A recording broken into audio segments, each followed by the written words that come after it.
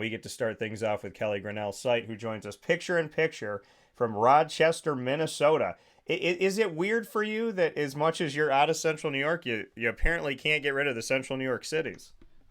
Yeah, yeah. They got that snowstorm over this past weekend, so there's a lot of snow here, but it's sunny, so I'll take it. Yeah, from Rochester to Rochester. So bring me into this season and this journey, this run. The team has had, ups and downs as every team does. You've had adversity and you've responded to it incredibly. So I'd love to have that story through your words. Yeah, so adversity is the word for the season. So when I made our schedule this year, I made it probably one of the hardest in the country. I think I can name one other team in NJCAA Division III women's basketball who probably had a harder schedule than us. But besides that, I think we had one of the hardest. And we're 16-8, and coming off of a year last year when we only had 4 losses. I think the kids just they battled all year, and we played Division II schools and ranked Division III schools. I just wanted to make our schedule as hard as it could possibly be, so we could be in the position that we're in right now to possibly get an at-large bid in the event that we did not win the regional championship. And, we didn't win it this year. We lost to Fulton Montgomery, to a very good team. But to hear our name called in that selection show, the girls looked at me and said, "All right, coach, thank you for making the schedule so hard." But meanwhile, the last 7 months, they yelled at me for making it so hard. Yeah. But they finally see it now. You got to face adversity. You got to have ups and downs to get to where we are. And we're just blessed to be one of 12 teams still competing. Yeah, and like you said, I mean, only 12 teams still competing here, and making that schedule, so heavy so that you do challenge yourself. Like you said, playing ranked Division III, playing Division II. Some coaches shy away from that, right? They want to show the record. They want to show 20 wins and whatnot, teams that they believe that they can handle. When you go into this scheduling, Kelly, and you have the opportunity, and not every coach has this, mind you, for people that don't know, not every coach has as intimate of a connection with the schedule as you have the opportunity to have at OCC. So first and foremost, what does that mean to you as a coach that you get to really have control over the schedule? And secondly, playing the teams that you decided to play, and like you said, your team saying, "Coach, why would you do this to us?" Just you having the foresight of knowing that it could get you to a point where you could get in this year. Yeah, so I mean, I'm so happy where I am right now. Onondaga Community College, and my athletic director, Mike Borsch, I get a lot of control, and I just think it's great that I have that opportunity. But again, it's just, I saw who was in the national tournament last year, and we lost, to Hostos. And Yeah. I just, at the end of the year, in the spring, I looked back at who was in the tournament, and I emailed them, I called them, I said, "Come to our place in November, of 2022, and just come play us." Right off the bat, first tournament of the year. I wanted it right away. And, and my kids are just, they're funny, like they're like, we were undefeated at this point last year. Now we have 6 losses. And it's like, well, that doesn't mean anything, with the 16-8, we're still in the same exact position that we were last year when we were, undefeated. So, I'm just happy. I'm happy to be here. And these sophomores to go 2 years in a row, Onondaga Community College women's basketball have only gone to the national tournament twice in a row, one other time. I think in 8-9 and the 9-10, they went twice in a row. But besides that, we've never gone back-to-back years. So to give this sophomore class the opportunity to go to Rochester, Minnesota 2 years in a row, regardless of what we do this week, regardless of what we did last year, I think, they can keep those memories for a lifetime. Not too many people can say, they flew across the country to compete for a national title, no matter what division you go. So I'm glad that, they had this opportunity, because it's all about the memories. The wins and losses are, they're going to be there, but the things that they won't ever forget is, coming to Minnesota. Yeah, and like you said, where they were talking about, "Hey, coach, at this point in the season, we were undefeated, and now we're 16-8." I mean, you look at the record of those 8 losses, and I love the point you made. You said, "But look at where we are. We're still in the same Yeah. place we were in last year." because we got chosen as an at-large bid. To have that, I mean, you have to do your research, you have to do your homework, you have to know as a coach, because it's not an easy thing to do when you're putting that schedule together and then saying, okay, you know what, I don't know if my team's going to be ready for this game, I don't know if we're going to beat this team. But you were playing chess and not checkers, and I have to commend you for the foresight of that, because we look at the record of 16-8, and some people would say, okay, well, that record wouldn't make the national tournament, but you knew that if you played those games, there was something to be said about that. Is there any mentor or anybody that kind of helped to guide you in that respect, to say, like, here is what you need to do, or is this a plan that you've kind of built on your own from people that maybe you watched and said, I'm not going to do it that way? So does it come from mentorship, or does it come from you just saying, hey, I've watched this game, I've studied this game, I know the teams, and I know that I have to change the schedule from what's maybe typical? Yeah, no, I mean, I think it's just all based on my IQ of, the game. And when they came out with this at-large bidding criteria, I like dissected it. There's so many bullet points, and I just looked into it, and I said, okay, if we play these teams, this will get us really good wins, good quality wins. And I just went out on a limb.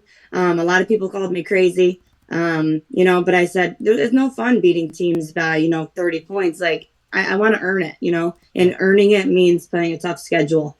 And during the selection show, they highlighted all the key wins that we had. And, and of the 8 losses, there could have been a few more there. I mean, we lost by a few points in a couple of those. And, I'm just happy. I'm happy that I dissected the schedule, and to give these girls this opportunity. And speaking here with Kelly Grinnell-Seibt, the head coach of the OCC Lazers women's basketball team, I'm looking at the field right now of these games that we have. Owens, the number 1 team here that has the bye, as well as Fulton Montgomery, the number 2 overall seed. And then we have number 8 seed Prince George's, and then number 9 seed Anoka Ramsey. And then we have the 4 seed, which has a bye, that'll play the winner of 5 seed Minnesota West and 12 seed Northampton. And then on the other side of the bracket, where the 2 seed is, they'll play the winner of 7-seeded Riverland and 10-seeded Dallas Mountain View. And then the 3-seeded Rochester will play the winner of your game between 6-seed CC Rhode Island and 11-seed OCC. So when you look at this field and you look at who's here and how this tournament's set up, do you like the way the bracket is set, with the top 4 seeds getting a bye and then having those other, 4 pieces kind of come in? And what do you think about your road from here as you face off against CC Rhode Island? Yeah, so I mean, the first 4 seeds get the bye first round, and that's the position that we were in last year. Yeah. So we didn't play until Thursday last year, where this year we're playing tonight on Wednesday. I just like the opportunity to play, and I like our matchup. We're playing Rhode Island.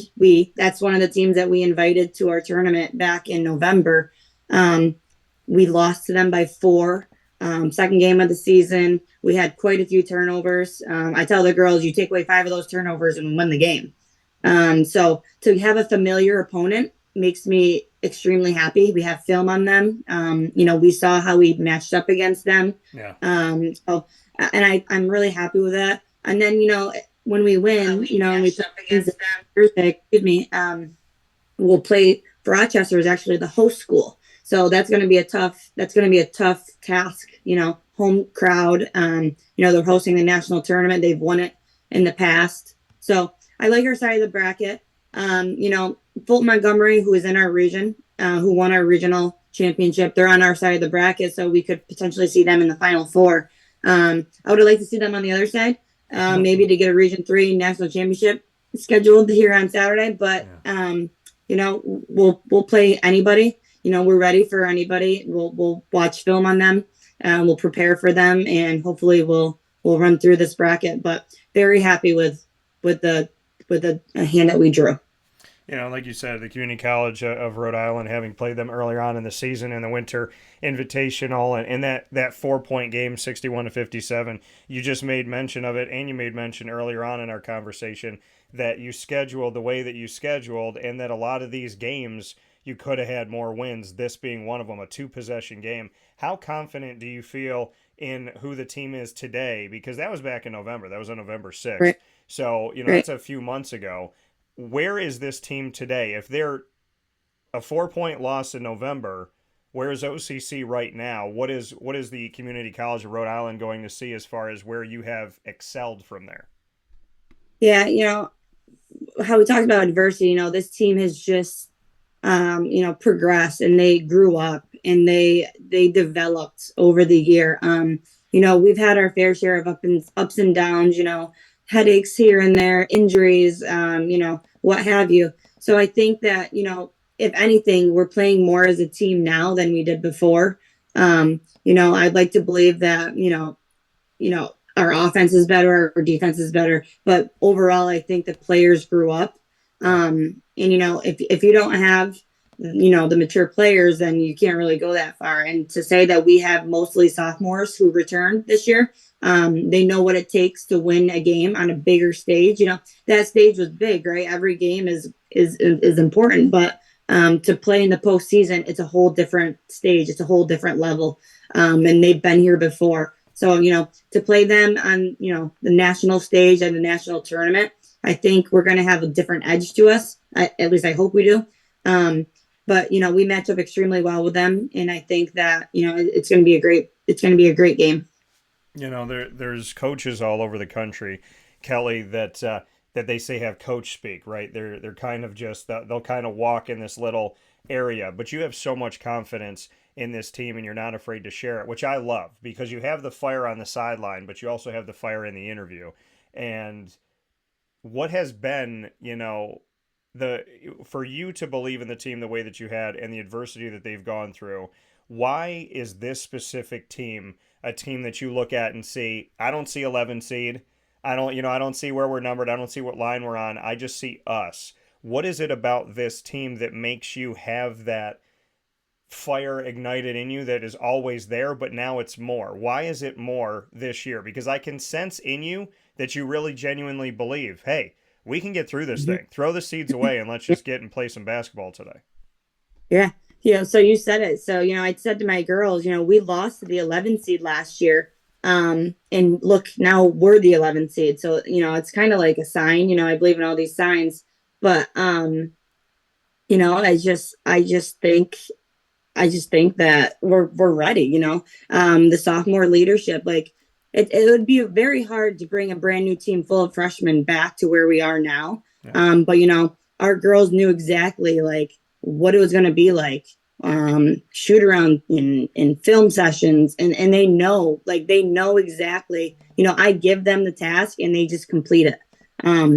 So it's all about, the sophomores. We have great freshmen who hopefully will get their team back here next year. But the fact that these 9 sophomores have, they knew what it took all season long to get back here, and regardless of the hard schedule or not, to be the 11 seed, I just think that they're more comfortable now because nothing is expected anymore. Yeah. As a 3 seed with the bye last year, I think they all thought that, the top 4 teams are supposed to get to the Final Four, and that doesn't always happen. The 11 seed that actually beat us got to the national championship and lost to the number 1 seed. So, when you don't have high expectations from people around for you to go very far, it kind of ignites a fire in you. Like, prove that we shouldn't have been the 11th seed, prove that we should have been a little bit higher. But at the same time, be humble and, be ready to go. So, and it's so, when we talk about the at-large, I mean, there's 12 teams in this thing. It is not an easy bracket to get into, especially when you're looking at the at-large world. And, I learned that over the years at OCC. So here with Kelly Grinnell-Seibt, OCC Lazers women's basketball head coach, as they get set to play tonight, Wednesday, March 15th, 6 p.m. Central Time, 7 p.m. Eastern Time. And so for Rochester, Minnesota, it's at 6 p.m. For Rochester, New York, it's at 7 o'clock, which is kind of unique and interesting here. Kelly, as we know that this is such a difficult tournament to get into as an at-large team, when you're watching the selection show, paint the picture for all of us. Where were you and the team? What did you do? How did you celebrate? I want you to put everybody watching and listening around the world into that room, because it's one thing to get in, it's another thing to get in as an at-large. And this, Right. I would argue, is one of the best moments that OCC women's basketball has had. Right. Yeah. So, oh gosh, the suspense. So the school held a watch party, right? So Yeah. I had to have a quiet conversation with my girls right before it all started. And I said, guys, if we don't hear our name called, it is what it is. We can't change it. And it doesn't change the fact that we had a great season. Yeah. It doesn't change the fact that the sophomores had a great career here. But if you hear your name called, you need to know that, we're one of 3 teams in this country who are lucky enough to get an at-large bid. So, if you hear your name called, I better see a lot of excitement, because, I didn't want them to think that it was automatically given to us, because it wasn't. And during the selection show, they talked about how another Dallas team was right there with us, but, our quality wins were better than theirs. And it was just crazy. And of course, we were the last seed or last team to be seeded in the tournament, the last at-large bid. So I started to see tears fill up in my girls' eyes, and I saw the foot shaking, and I saw the sweaty hands, and and my heart was on the verge of breaking. And then all of a sudden they said our name, and everybody went nuts. And it just made the whole season worth it, right? So, all those ups and downs that we talked about in that moment, it just all came together. So, it's so exciting for the girls to see the smiles on their faces were priceless. So is there a reality to you as a coach that this team can play free? And what I mean by that is going off of what you said last year, being a 3 seed, having a bye and having expectation. This year being 11 seed and feeling, okay, maybe we deserve better than that. We're a better team than that. Is there a reality to you that this team can be more of themselves and feel less of the pressure of the moment, coupled with the fact that some of them are returning to Rochester, Minnesota? Yeah, absolutely. So, I have a special relationship with my players, and I tell them, I'm the coach and you're the players, but to me, that doesn't matter. If I put you out there in a 1-3-1 defense, right? And you see you're playing the game. I'm on the sideline and you're playing it and you're seeing that it's not working. Come talk to me. Let's talk about this. Let's get this done together. If a play isn't working, or if they're seeing something that I'm not seeing, we work together as a team. So to have that, sophomore leadership who, have the guts to tell their coach, this isn't working. I think that speaks a lot. I think that speaks volumes. We have 3 sophomores who, shoot it well, and they're all guards, and, they take, I would say probably 80% of our shots as a team. They have that independence. They have that autonomy to, take over the game. Every team, has roles, whether you're a scorer, whether you're cheering really loud on the bench, whether, you set those screens, you dive on the floor for loose balls. I tell kids all the time, like, your role is important. Even if your role is, not to score, you still help us win this game. And without everybody playing their roles, we might not win the 16 games that we did. And just to reiterate with them, like, you don't have to be the star. You don't have to, make the articles. You don't have to have your picture, anywhere. If you're on this team, you have a role. And unless every single person on this team plays their role, we don't win. It's like a puzzle. You can't complete a puzzle without every single piece.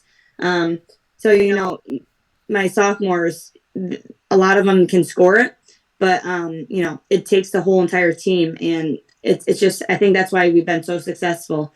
It's truly a team effort. We don't have individuals. We don't have, that ISO basketball. We work together. We problem solve together. And, and I'm confident that this team can make a big difference in this tournament this year. Yeah, and knowing that this tournament is going on today, we start today. I'm grateful and thankful that you got up here early this morning, and you're an hour back anyways. But I'm thankful that not only that you and I got to talk, but that you did it on game day. So, I Yeah. love that. That means a lot to me. And it brings the people of Central and Upstate New York and OCC alum and families of OCC all over the world. It allows them to see you on game day, talk about the game on game day, and really get us into it. I mean, this is March Madness for everybody. And this is exciting. I mean, Kelly, you took over this job, and within a couple seasons here, you have brought this team to the national tournament. I mean, you have set the bar very, very high for yourself, and the next step up is another victory, right? So that bar is high. I mean, do you feel that? I do. Taking over the program from Mike Wheeler, I mean, 20-year career, like, wow, he built this program from the ground up. And it's easy to take over a program that, hasn't had a winning, tradition because, anything that you do, you look great. So like to keep this program up high, it's stressful, but at the same time, it's so rewarding. He built this tradition of excellence, this tradition of winning. And to tell, incoming players and even the current players, like, we've been in this tournament, gosh, I wish I knew the exact number of times, but I would say maybe this is our 7th time as a program here. I can't say that about a lot of the other schools, other teams in this tournament this year. So, it is, I don't want to say stressful, but it's constantly on my mind. Like what can I do to guide the ship in the direction that, he steered it in. But to go twice in 2 years, in my first 2 years, I think that's a good start. Yeah, no, absolutely. And, we get to see this team face off, like I said, tonight at 7 p.m. Eastern Time, 6 p.m. Central Time. Final note, Kelly, for you, in these 2 years of making it to the national tournament, what is it about your coaching, either by scheme or by style? What has evolved with you when you've taken that look in the mirror and said, okay, this is what I'm running, this is what I want to do. Maybe I got to shift here, or maybe I have to shift this player to a different position. There's the jigsaw puzzle of getting this thing right. In these 2 years, where do you feel you have maybe had your biggest teachable moment? I think what I tell the kids, before last year and before this year, we're taking all these great players, all these all-stars, if you will, from all these teams. You take the best players from these high school teams and you put them together. Yeah. So now you have a team of 15 of players who come from their high schools who they were the best players on their team. And now you have to figure out how you are going to learn a new role. How you go from being a starter for 4 years on varsity high school to maybe coming off the bench. How you go from playing a whole game to maybe, giving me 5 to 10 minutes a game. So I think that would probably the biggest challenge that I've faced. And, but these kids that I recruit, I don't recruit like just anybody, if I'm recruiting you, I think that you're going to fit, a role on this team to be successful for us and to be successful as an individual. So, I think that's a part of it in just our style of play. I think, we get up and down, we run. I call it a track meet. I say, let's try to score in the first 10 to 12 seconds of a shot clock because our offense fuels our defense. So I think I'd say that. But I'm just sitting here and I'm like, I woke up and you say it's game day and it's just, I'm so thankful to be here. So I really, game day gives you all these different feelings. So I'm anxious and I'm ready. And, we got film session in a couple hours. The girls should be waking up soon. Film session, shoot around, gonna head to the gym, watch, the game before us on our side of the bracket, but just such exciting times here. Yeah, we look at this and when you talk about these student athletes, we look at, ESM as well as Onondaga Central, West Genesee, Homer, Henniger, Marcellus, Waterloo, Niskayuna, as well as Elmira and Paul Moore in Central Square. I want to shout out all of those areas because it's not only that OCC is in the national tournament, it's that all of these Central and Upstate New York talented and wonderful women are in this tournament as well. So I want to shout out your recruitment. I want to shout out your assistant coaches and your staff, and the fact that this is not only an OCC thing, this is a local high school thing too for Central and Upstate New York, which has got to be pretty special for you, Kelly. Yeah, yeah. I always say, we live in the best section, of the state. Talent is in our backyard. Locally homegrown is what I call our team. If I can pick from kids 5 miles down the road, I'll do that. Community college is exactly that. It's a community, and to put these kids on display in their own community, I think is awesome. Now, will I not go out of Section 3? No, I'll go anywhere I need to go. But if I can pick kids right around, OCC, right in our backyard, I'm definitely going to do that because, Section 3 has such great talent with great coaches, great programs. I'm pretty lucky to be able to just drive 5 miles. I know a lot of college coaches, drive 5 hours to go watch your recruit play, and I don't have that issue. I can drive 5 miles down the road and still be home by 8 o'clock at night, when I know a lot of coaches are traveling all hours of the night. So locally homegrown is definitely my favorite line to use when I'm recruiting, just to keep everybody in the community that they grew up in, to put their talent on display is awesome. Kelly Grinnell-Seibt, OCC Lazers women's basketball head coach. The team plays today, March 15th, 6 p.m. Central Time, 7 p.m. Eastern Time in Rochester, Minnesota, in the NJCAA Division III Women's National Tournament. There's only 12 teams, 3 at-large bids, and your ACC Lazers are one of those at-large teams with the opportunity to move forward after their game tonight. I will be sharing the NJCAA link so that you can connect with the team, watch them, and show them support from Rochester to Rochester or wherever you are. Kelly, as always, I'm hyped now. You got me hype in the studio, so I'm ready now. Let's go. Let's go. I appreciate you. Thank you so much for what you're doing for the community. Thanks for having me. It's always a blast being on the show with you. I appreciate it. I'll talk with you soon, hopefully after a win. Thank you, Kelly. That's right. Thanks. Take care.